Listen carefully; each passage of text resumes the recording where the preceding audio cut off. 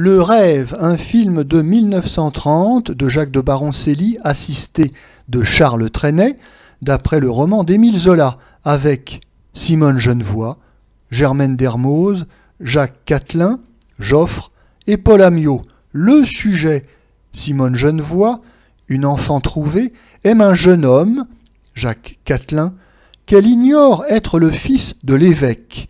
Ce dernier, en effet, est entré dans les ordres 30 ans plus tôt, après son veuvage. Le prélat s'oppose au mariage, mais devant le désespoir et la maladie de la jeune fille, il y consent. Elle meurt en sortant de l'église. Notre avis. Le Rêve, c'est un roman de Zola de 1888 que Jacques de Baroncelli avait adapté pour l'écran à l'époque du muet en 1921. Baroncelli est un réalisateur un petit peu particulier, on peut dire que c'est un homme de cinéma qui est plus au service de la littérature que du cinéma proprement dit.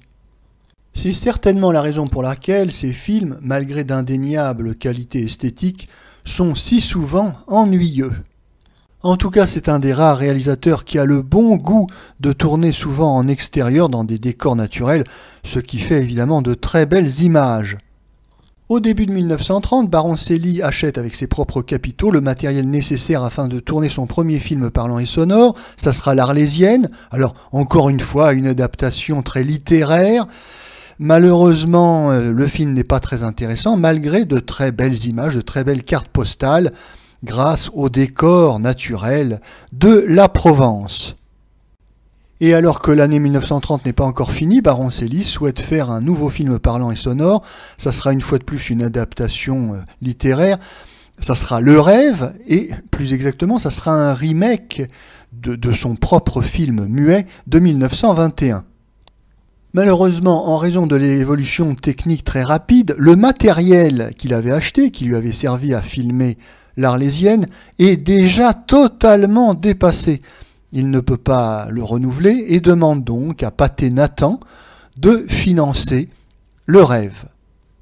Ce sera chose faite car en ce début du cinéma parlant et sonore, les producteurs mettent en chantier prioritairement d'une part les adaptations cinématographiques des grands succès du théâtre, c'est du théâtre filmé, du théâtre en conserve comme dit Guitry, et d'autre part ils mettent en chantier de nouvelles versions sonores et parlantes des grands succès du cinéma muet.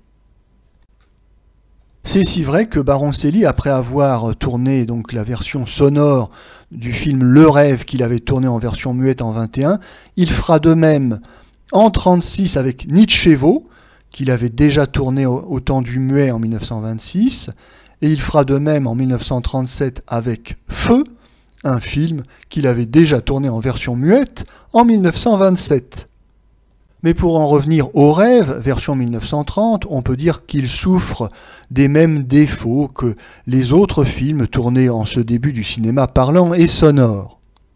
En raison des contraintes techniques de la captation sonore, la mise en scène est très rigide, très statique, le plan fixe est de rigueur, et le jeu des acteurs est très figé, ils sont comme immobiles.